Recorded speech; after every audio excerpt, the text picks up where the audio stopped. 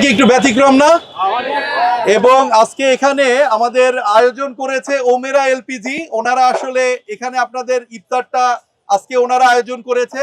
শুধু কিন্তু আপেল আর ডিম নয়, একদম পুরো খাবারটাই আজকে ওনারা আয়োজন করেছে। এবং এখানে আগামীকালকেও কিন্তু একই খাবার ইনশাল্লাহ এখানে হবে আর কি, আল্লাহ যদি চায়।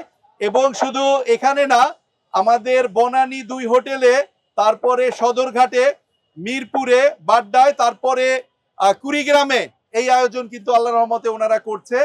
তো আপনারা সবাই দোয়া করবেন ভালো কাজের হোটেলের সাথে এবং ভালো কাজের সাথে, এবং যে কোনো জায়গায় যেই মানুষই, শুধু আমাদের সাথে না, যে কোনো জায়গায় যে কোনো মানুষ ভালো কাজ করুক, সবাই আমরা তাদের জন্য দোয়া করব নাকি ইনশাআল্লাহ।